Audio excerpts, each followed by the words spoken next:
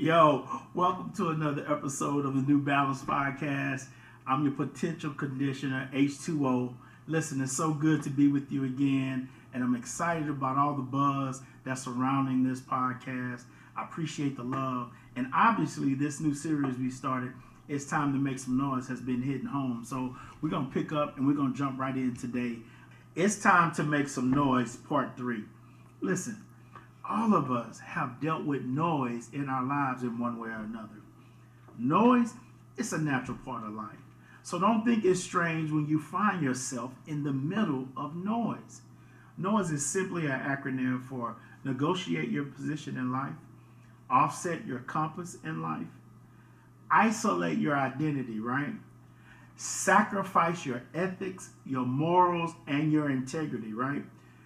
Nothing like things that come against your identity and then try to replace them with something that's misleading.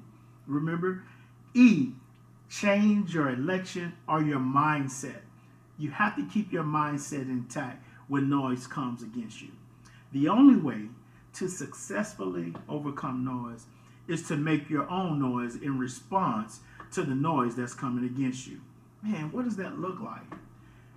It's when you don't allow the noise to dictate your convictions, your focus, and your place in life. Instead, you have to allow your focus and your convictions to dictate the noise that's coming against you. How do you do it? And how long do you do it? You do it over and over again, and you do it until it yields a result that works in your favor. When we think about the Bible and you think about biblical characters, I think about Daniel. In Daniel 6:10, the scripture reads, "Now when Daniel knew that the writing was signed, Daniel went to his house, and his windows being open in the chamber towards Jerusalem, he knelt upon his knees 3 times a day, and he prayed, and he gave thanks before his God, as he did aforetime." In other words, Daniel, he did not let the noise dictate his convictions and his place in life. He did what he continued to do in life. And that's what we have to do. See, when we think about Daniel's life and talking about this story, Daniel has something that distinguished him, and he had an exceptional qualities.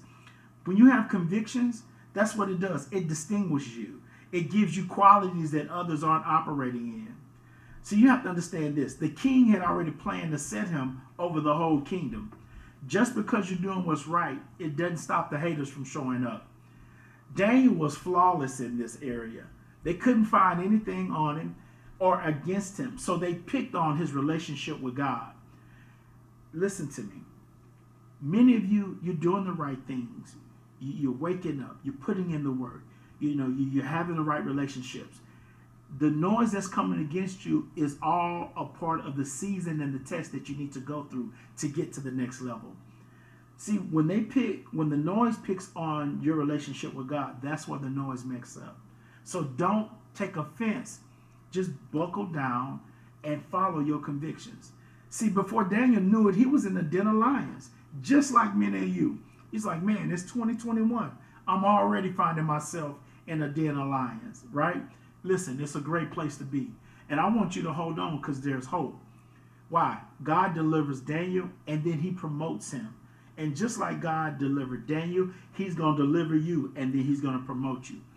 Daniel would have never been promoted unless he chose, right, to make the noise through his faith and his convictions. Faith is a very, very important part of our lives. And I'm telling you, you have to have your foundation not just with your conviction, but it also has to have your faith. Coupled together, that's how you're going to get the victory. Today, what I want to do is I want to touch on the noise of comparison. Because many times, like I said, you have the tools, you have the ability, the talent, you even have the team. But sometimes we get bogged down by comparing ourselves to others. And that's the noise of comparison.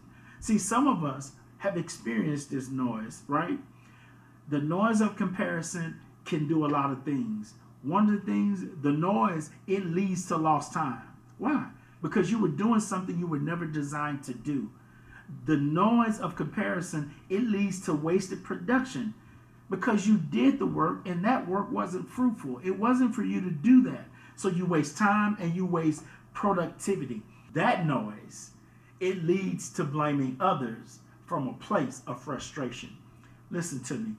You don't have to put anybody else down. You don't have to look down on other people and be frustrated. Hey, when you're in your lion's den, go through your time. And when you come out and you're delivering, and when you're delivered, your promotion will be waiting for you. Now, there is a noise that leads to you blaming God. This noise we have to be very careful with. We can never blame God. God is the gift giver. He's the dream giver. And he's also the person, the individual that makes our dreams come to pass. Someone else did it doesn't mean you're supposed to do it. Instead, God said, not just trying to be like others, he said to imitate those who inherit the promises, right? So we have to deal with the noise of comparison. We cannot allow that noise to come against us. One is I, and that's where we isolate your identity and then you replace it with one that's misleading, right? Listen, isolation is a bad thing, right? Now, don't get me wrong. There are times where we should isolate depending on the seasons of life. The isolation that I'm talking about is when you isolate your identity. In other words, the identity that you're supposed to have, you trade that one for one that is not for you, right? And what you do is you isolate yourself in that identity. In other words, you were never designed to be the quarterback. But because you desire it, you watch it, and you lust after it, you are a running back. See, by definition, your responsibilities is to move the chains for the team, carry the ball, protect the ball. Your job is not to call plays. Your job is not to read defenses in such as to move the offensive forward. Your job is to run the plays that are called. But when we get caught up and want to be the quarterback and want to change our identity, you should be behind the quarterback, getting ready to run the ball and to have those blocking assignments. But instead, you want to take on the identity of the quarterback. So now just imagine having two people trying to get up under the center to get the snap of the ball. It doesn't even look right. That's how you look in life when you isolate your identity and then you try to replace it with one that's misleading. Be comfortable in your skin. Be comfortable with who you are. Be the running back. It's a great thing. Yes, you're not going to run the ball all the time. Sometimes you're going to have to block. Sometimes you're going to have to block for the position that you're wanting to be.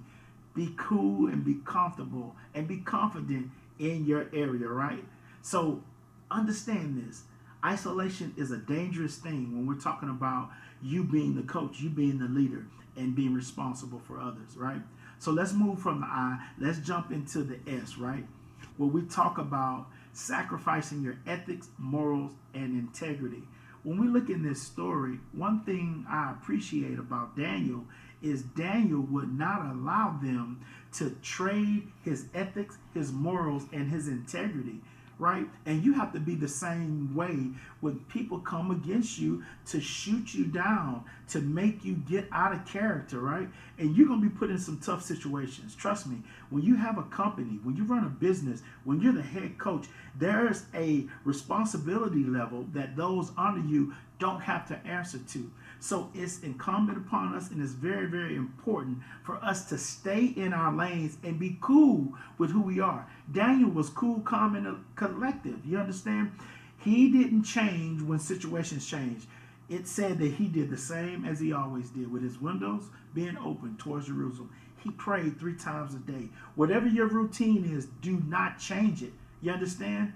All of this happens when your team is alone, right? God is going to send you some people that's going to help you. Let me back up. Let me say that differently.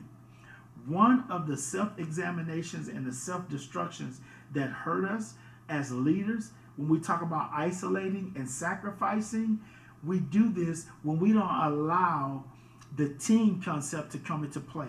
What do I mean? God's going to give you people that's going to help you. You are not going to do this alone. You understand? Yeah, you may have to stand in the lion's den alone, but the big global picture of what God is wanting to do is about the people. If you remember, he got thrown in the lion's den. They were trying to steal his position. The promotion he got wasn't for himself. It was so that he could govern the kingdom, put him in a place of leadership to make righteous decisions, great decisions to lead people forward. That's what it's about for you. So all of this happens when your team, when you leave your team alone. God's going to send you people to help you. It's up to you to recognize and embrace the help that he's going to send. I love this scripture in Ecclesiastes chapter 4, verses 9 through 12. It says, two are better than one because together they can work more effectively. If one of them falls down, the other can help him up. But if someone is alone and falls, it's just too bad because there is no one to help him. Two people can resist an attack that would defeat one person alone. A rope made of 3 cords is hard to break. So listen to me. Let's stop falling and failing when we don't have to. Listen, attacks are coming because it's built into the process of success, but so is having a team. Embrace it so you can be empowered and effective. Now, I want to appreciate you guys for reaching out to me. Last week, I forgot to do our Black History Moment, so I appreciate you reaching out. So today, I have to make sure I get that in. So today, our Black History Moment, we're going to focus on one of my favorite biblical characters, and it's Uriah the Hittite. Uriah, he was the husband of Bathsheba. See, I want to focus on the faithfulness and the loyalty and the integrity of Uriah as a black man. He was faithful to his king and he was faithful to his country.